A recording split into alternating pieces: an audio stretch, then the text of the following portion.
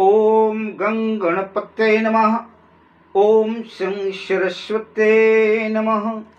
कृष्णं नारायणं वन्दे कृष्णं वन्दे व्रजप्रियं कृष्णं द्वैपायनं वन्दे कृष्णं वन्दे प्रथासुतं।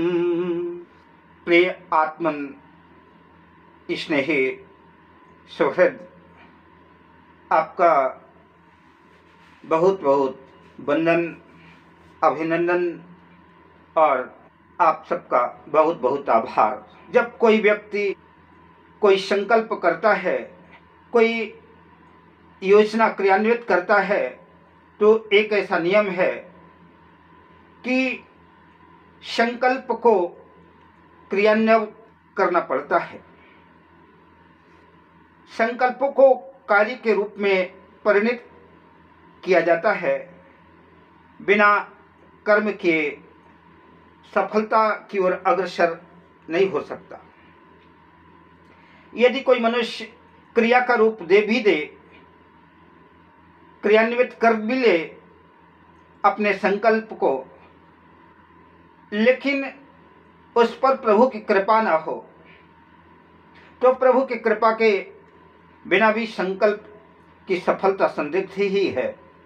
और यूं तो कहे कि सफलता संभव ही नहीं है प्रभु की कृपा के बिना।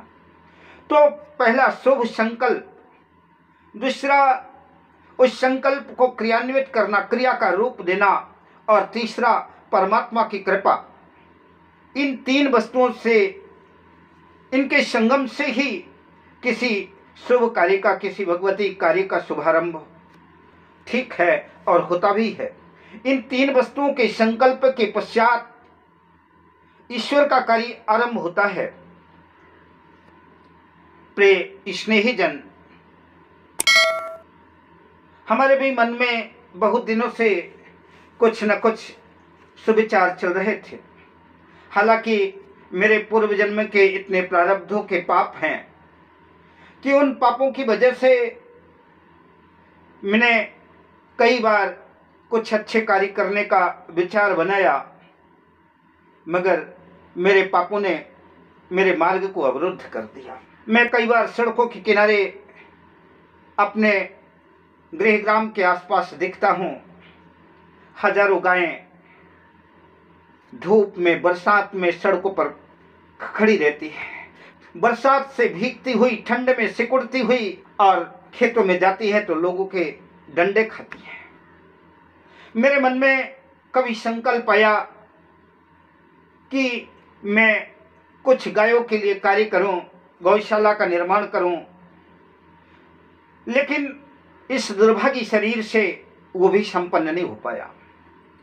दीन दुखियों की सेवा के लिए भी कुछ सोचा, लेकिन कोई भी इस अभागे शरीर से कार्य संपन्न न हो पाया। आज इन्हीं संकल्पों और विकल्पों के बीच में गोता लगाता हुआ मैं आपके सामने आज एक चैनल के रूप में, जिसका शुभारंभ श्री गणेश का ये प्रथम पुष्प है, दिव्य प्रेम रसधारा, इस चैनल के माध्यम से हम आपके बीच उपस्थित हूँ। क्योंकि इस शरीर की तो तीन ही गति है, संसार का सब कुछ यहीं का यही रह जाना है, कुछ तो साथ जाना नहीं है।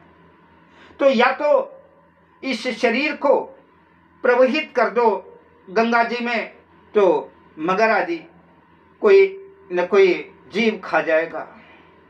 इसको पृथ्वी में गड़ा दो, इसको पृथ्वी में दफना दो, तब भी कीड़े मकोड़े खा जाएंगे। और इसको आग में जला दो तो ये जलकर राख में भस्मीभूत हो जाएगा।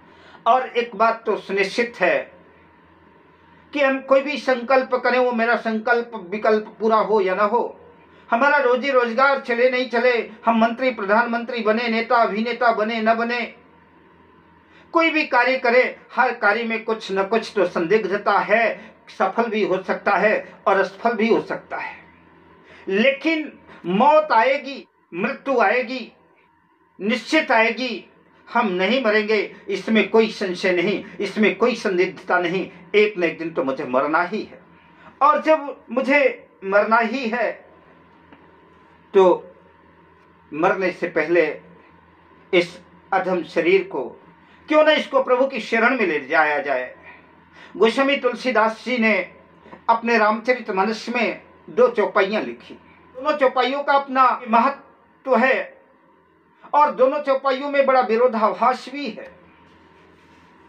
गोस्वामी तुलसीदास जी ने लिखा कि बड़े भाग मानुष तन पावा, असुर दुर्लभ सदग्रंथ ही गावा।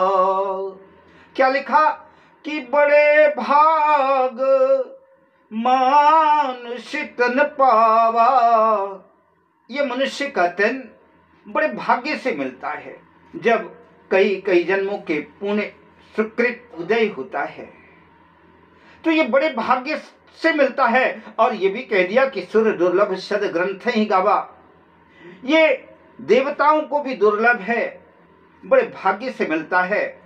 लेकिन वहीं दूसरी तरफ एक और चौपाई लिखे, जब भगवान राम ने बाली का वध किया तो उस वक्त गोस्वामी तुलसीदास जी ने लिखा, बाली के वध के बाद क्षितिजल पावक गगन समीरा, अपंच रचित यह अधम शरीरा। ये शरीर अधम है, 5 तत्वों से मिला हुआ पंच रचित यह अधम शरीरा, ये शरीर अधम है। अब बड़ी शंका पैदा होती है कि या तो ये भाग्यशाली होगा, बड़े भाग मनुष्य तन पावा, बड़े भाग्य से मिला है, देवताओं को दुर्लभ है, सुर दुर्लभ सद ग्रंथ ही गावा, तो या तो ये भाग्यशाली होगा या तो फिर अधम होगा। क्षिति जल पावक गगन समीरा, पंच रचित यह अधम शरीरा, 2 में तो एक ही होगा। लेकिन चिंतन करने से पता चलता है कि ये दोनों है। हमारे हृदय में पाप भी है और हमारे हृदय में पुण्य भी है। हमारे ये कदम मंदिर की तरफ भी जा सकते हैं, हमारे ये कदम मधुशाला की तरफ भी जा सकते हैं। बस आपके मन की तरंगों की गति है कि वो आपको कहाँ खींच कर ले जाना चाहते हैं। अब ये आपके ऊपर छोड़ दिया गया, ये शरीर दे दिया परमात्मा ने। कबहू करी करुणा न देहि देत ईसु बिन हेत स्नेही, परमात्मा ने बिना हेतु के आपको कृपा करके ये शरीर दे दिया। अब आप के ऊपर यह निर्भर है कि शरीर को भाग्यशाली बनाना है, जो कि बड़े भाग्य से मिला है, जो देवताओं को दुर्लभ है, और या तो इस शरीर को अधम बनाना है या तो फिर इस शरीर को अधम बनाना है। छित जल पावक गगन समीरा, पंच रचित यह अधम शरीरा, आपको अधम बनाना है या कि भाग्यशाली बनाना है, बड़भागी बनाना है, यह आपके ऊपर निर्भर है। मनुष्य का शरीर मिला है कि जो न तरे भव सागर, नर समाज यस पाए, सो कृत निंदक मंदबती आत्महन गति जाए।